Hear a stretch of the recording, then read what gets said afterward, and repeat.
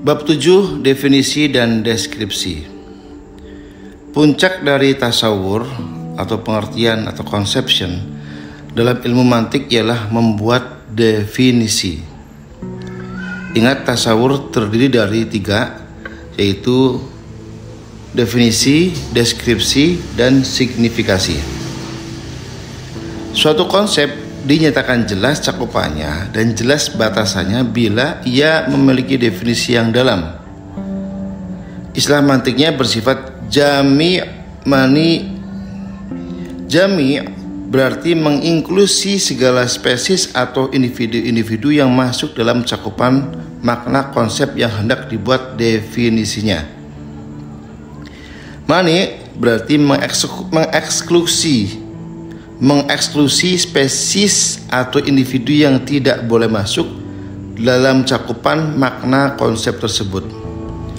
Perangkat yang dipakai untuk membuat definisi dalam mantik ialah apa yang disebut dengan 5 universal al-kulliyat al-khams yang terdiri dari 1.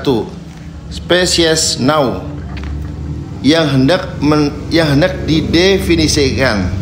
Kita ambil contoh manusia. Genus dari manusia ialah hewan. Diferensia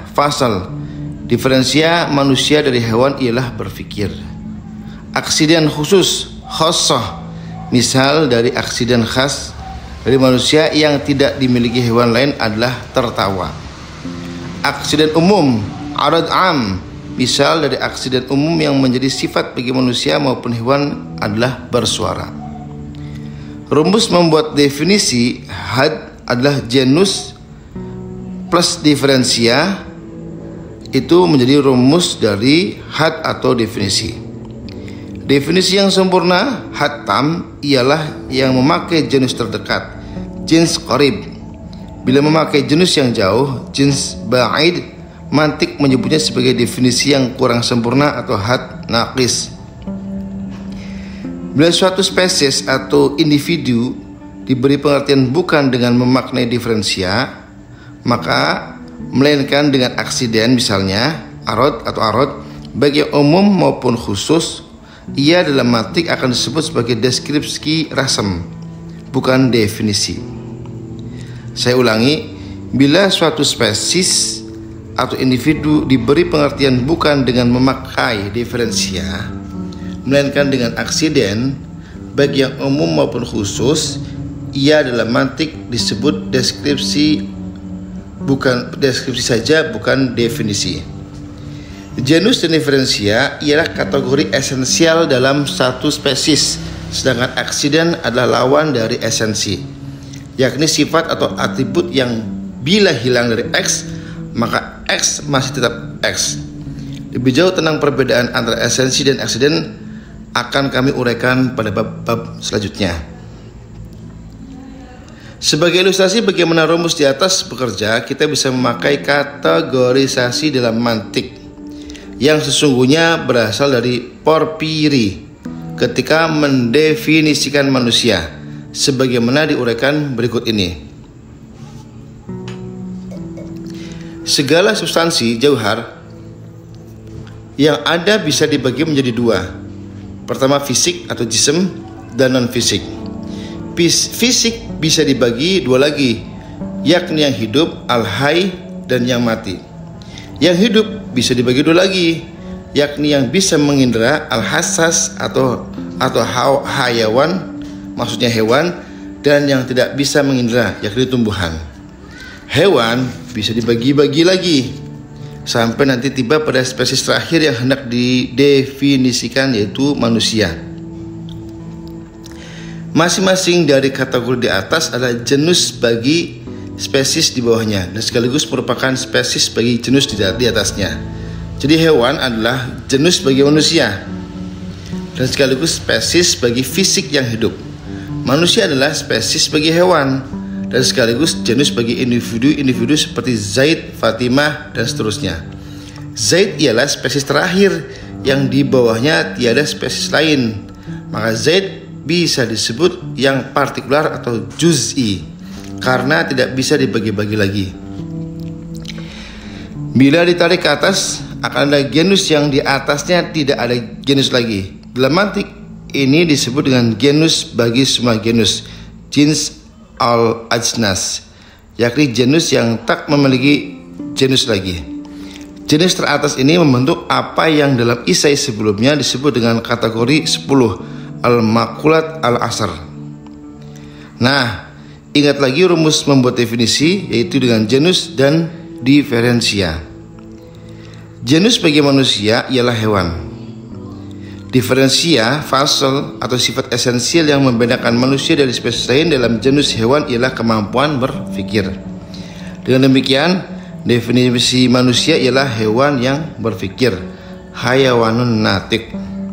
Hewan adalah jenis terdekat bagi spesies manusia bila pengertiannya memakai jenis jauh, katakanlah fisik, dan manusia diberi pengertian sebagai fisik yang berpikir. Maka ini dalam mantik akan disebut sebagai definisi yang kurang sempurna atau had nakis.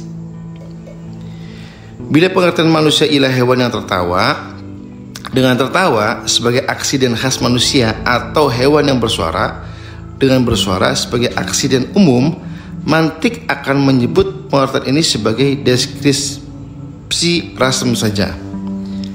Beginilah mantik atau bahkan logika klasik secara umum yang dipakai sejak Aristoteles, Porfiri di era akhir zaman kuno, Antiquity, era skolastik abad pertengahan, medieval, bahkan sampai mandilognya Tan Malaka, memaparkan cara membuat definisi yang baik. Hal yang sama sebenarnya berlaku juga dalam biologi, khususnya ketika membuat klasifikasi hewan.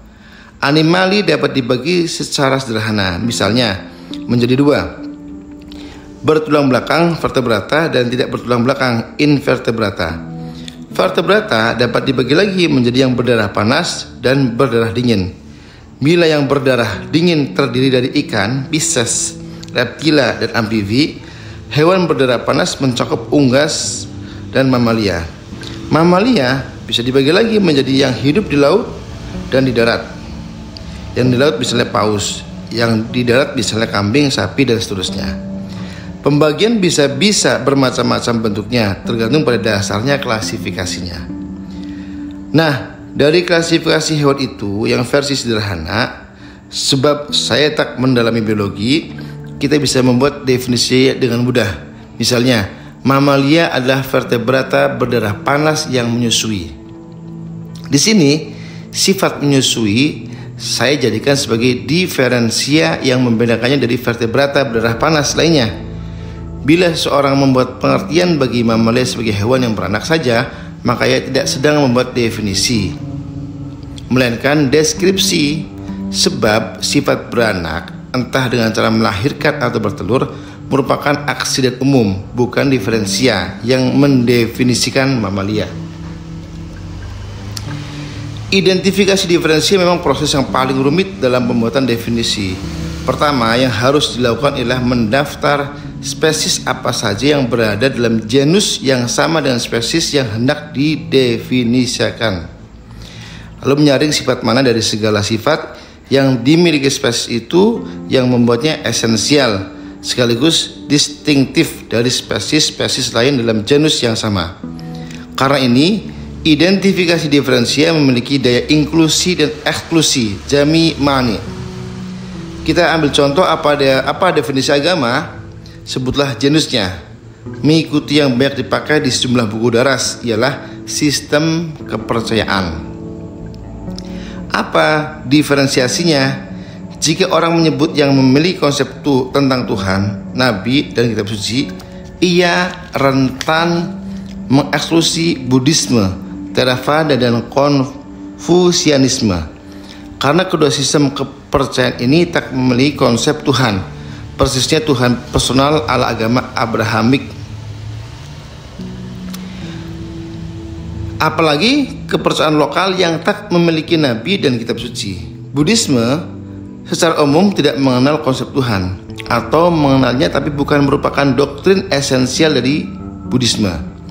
Konfusianisme di tanah kelahirannya Tiongkok malah lebih merupakan filsafat praksis alih-alih agama. Di Indonesia lah yang diskursus keagamanya mendefinisikan agama harus memiliki konsep Tuhan. Buddhisme dan Konfusianisme menjadi agama. Contoh lain, apa definisi Islam Nusantara? Jenis Islam, apa diferensiasinya? Jika orang menyebut yang moderat, toleran, ia tak memberikan sifat distintif. Sebab sifat-sifat ini didaku, dipunyai atau diyakini dipunyai oleh bentuk Islam lain. Sifat ini masuk dalam kategori aksiden umum, bukan diferensia.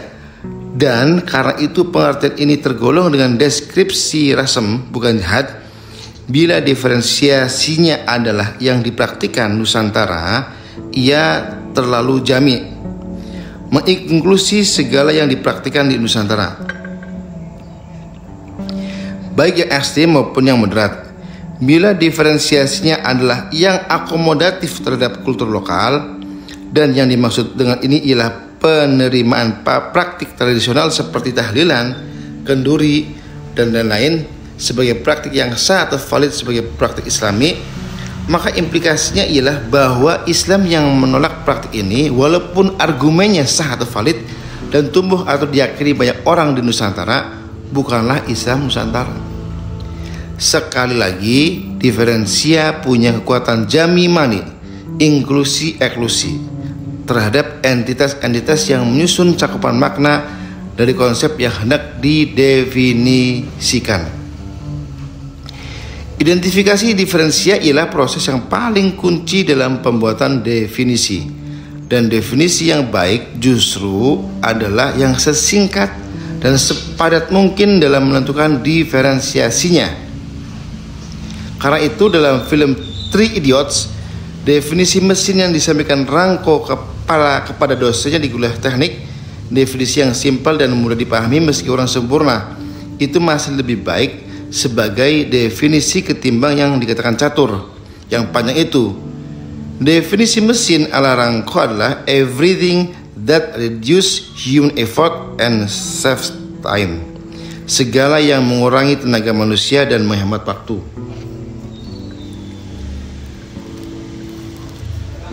Karena definisinya demikian, Rangko benar ketika mengatakan bahwa resleting pun juga merupakan mesin.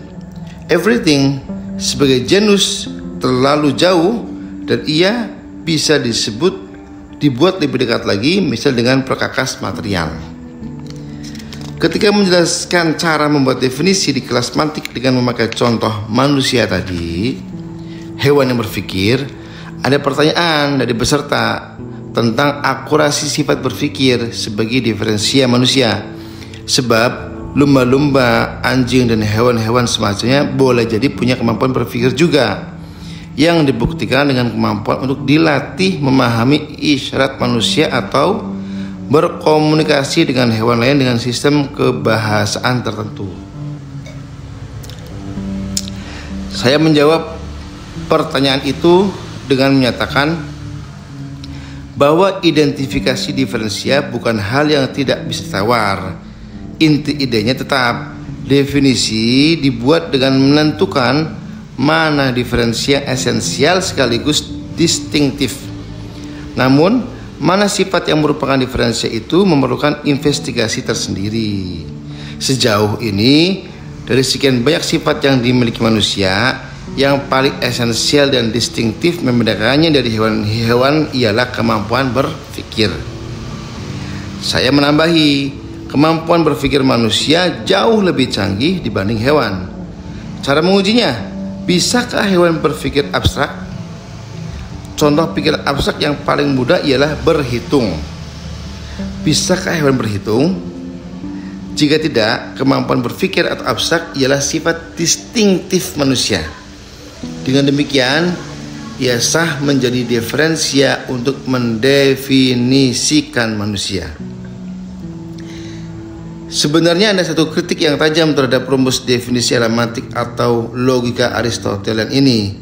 Salah satunya datang dari Ibnu Taimiyah melalui karyanya Ar-Radd 'alal Mantiqiyyin, bantahan terhadap ahli logika. Di dalam karya ini, Ibnu Taimiyah menyatakan antara lain bahwa definisi alamantik Yunani mengandung penalaran sirkular, daur. Namun, pembahasan tentang perdebatan ini cukup panjang, jadi butuh pemaparan dalam isai tersendiri pada bagian akhir nanti pada buku ini. Demikian.